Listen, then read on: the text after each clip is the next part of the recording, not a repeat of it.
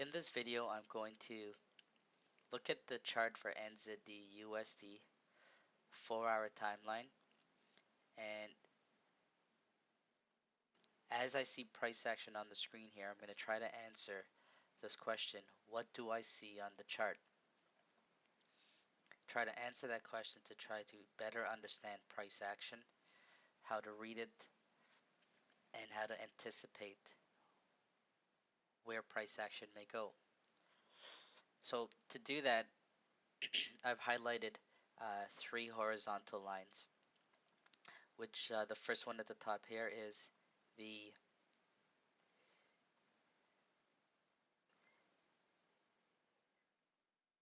June 2013 high. The next one down here is the July 2012 low, and the bottom line is the low for 2013.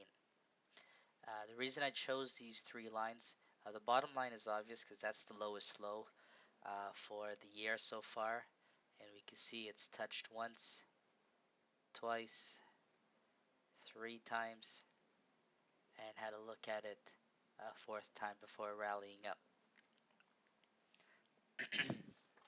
The reason I chose the line here at July 2012, his price was moving down all of April and May, and then into June. I was trying to, um, before I started the video, I was looking at, if I was looking at the chart live as time was unfolding, where would um, targets be to, one, if I was taking short trade to get out of it, and two, if I wanted to do a counter trend trade, where would be an area to get in and take a long trade. And then the 2012 July low was a good area to target because since July 2012, price hadn't come back to this level 78,113. And then when it did get there, it rallied all the way back up into the high for June 2013, which is at 81.33, and that's why I chose this third level. This third level is also significant because it is the last area that price came into and put in a lower high that is qualified, and by qualified I mean that lower high came and produced a new lower low.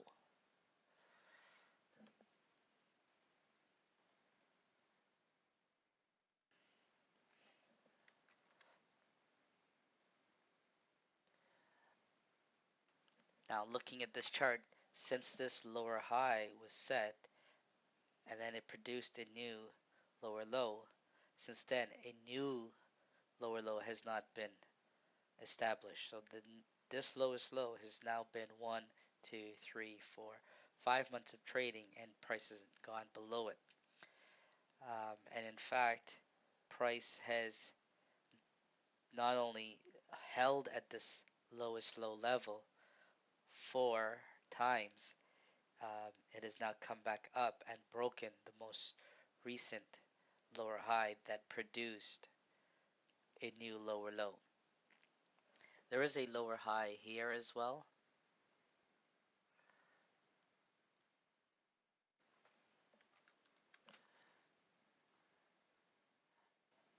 and I could say that that's part of the move as well that produced a new lower low. But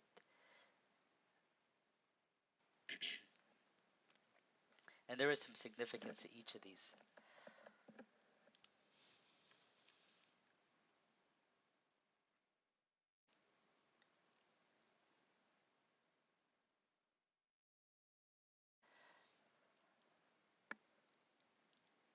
So as price came into the July 2012 low and rallied out of it, I would be looking for the most recent lower high prior to this to be taken out to suggest that the 20 suggests the trend is over and that it would move up. And if I was to just draw lines at the lower high levels prior to that, you can see they do not get taken out. And even here, price came to it and moved down, came back up, moved down, this one here.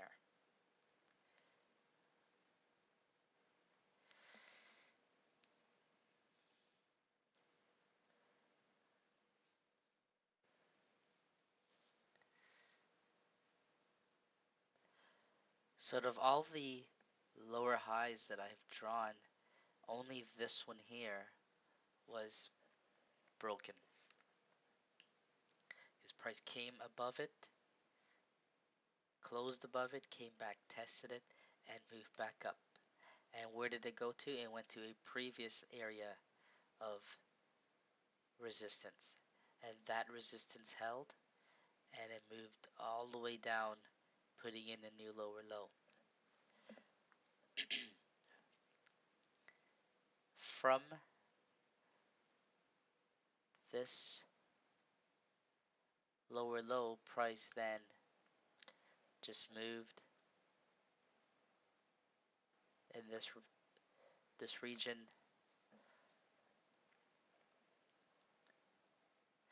I don't like to use the word sideways, but it moved in this region. But within this region, it was it it was up, then it was down, back up, down, back up, down, back up, down, up further, and down.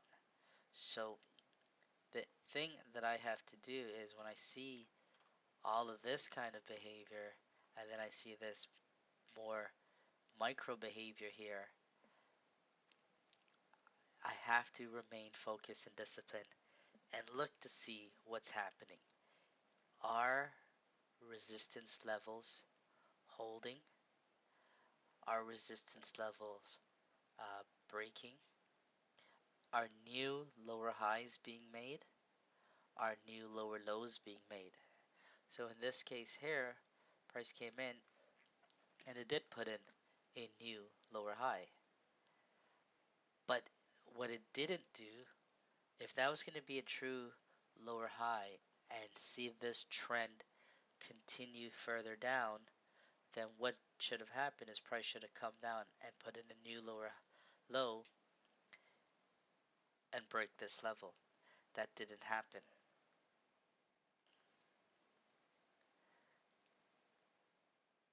So when that didn't happen, so when this comes here and I see price moving all the way here, then I need to start targeting down here to see 76.83.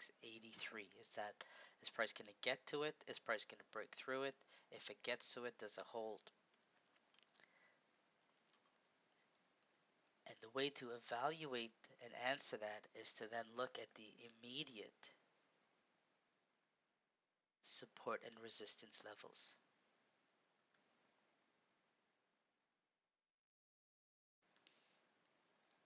and see how price behaves at them.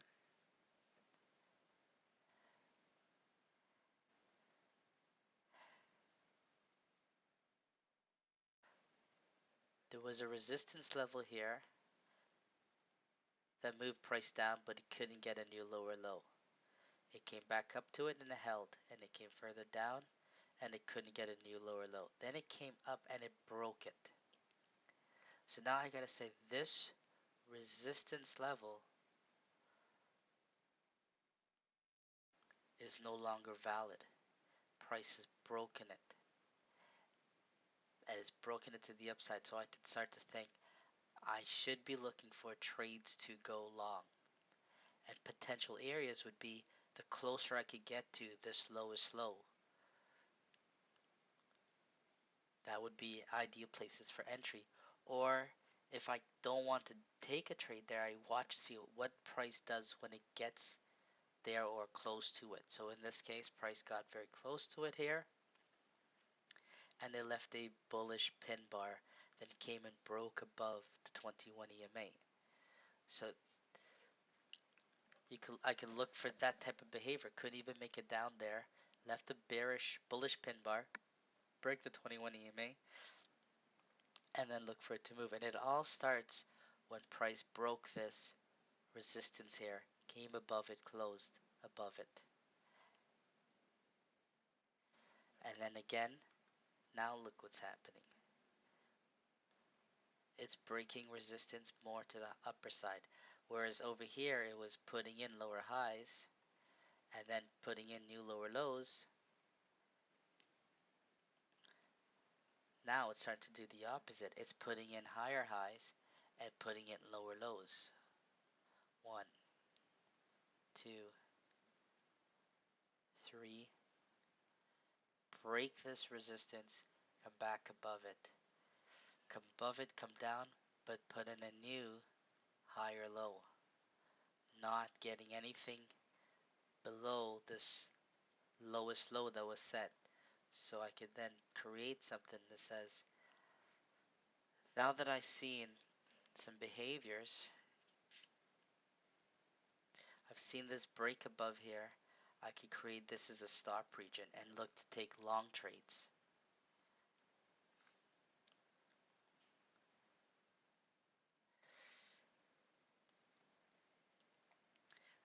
So we have a break above this resistance, come back, cannot put in a new lower low, comes back, breaks this resistance,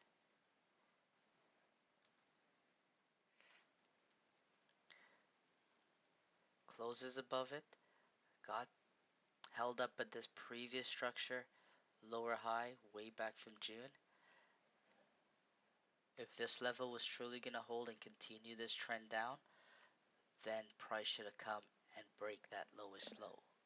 As price gets down to this lowest low, this is an ideal area here to get in, take long trades, because now the stop is very small. Because the stops would be below this lowest low. As soon as this lowest low gets taken out, it would suggest price has got more of a downside to go. Sometimes it doesn't even have to go further down.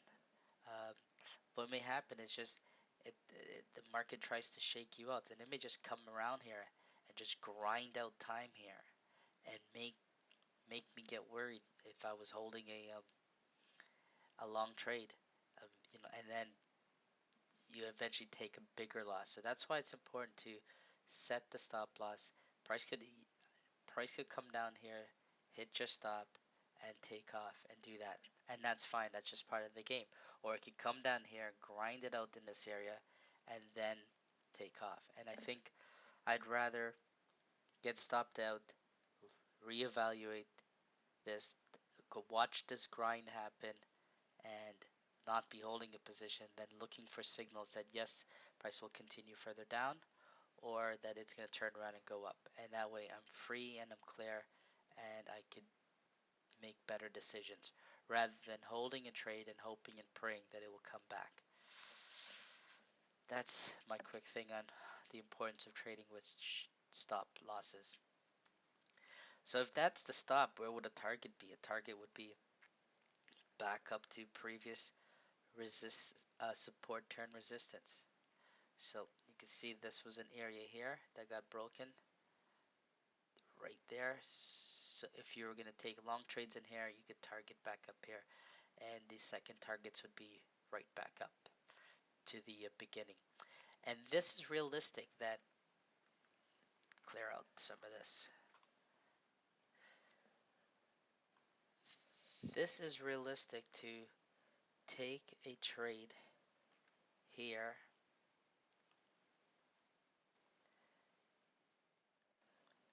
and target right back up here. The reason that is realistic is because if this was going to hold like it did, and it cannot break this lowest low here,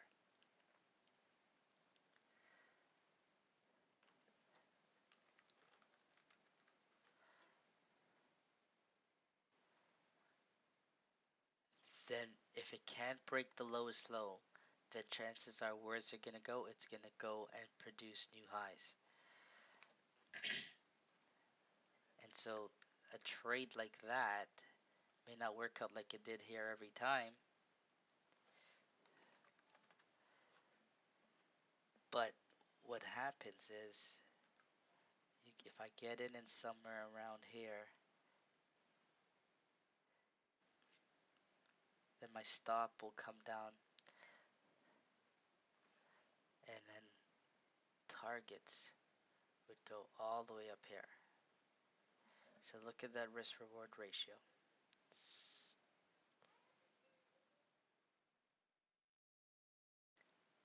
1, 2, 2, and a little over 3 to 1. And it's rapid.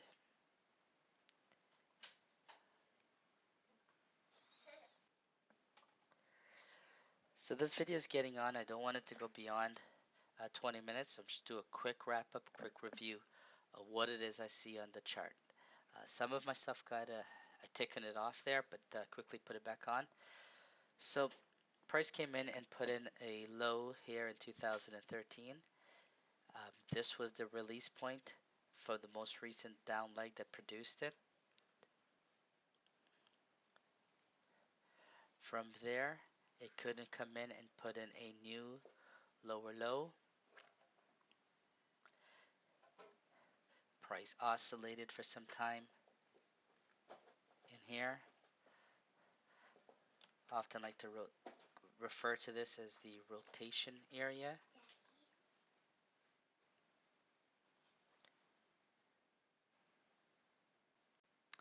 From the rotation area, it moved right back up into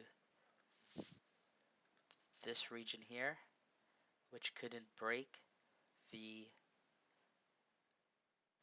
release point of the down leg that produced the lowest low, which makes sense. And so you could take a trade in this area and then target back down here, and potentially it wouldn't be far off to assume or to think that price would move further down and put in a new lowest low.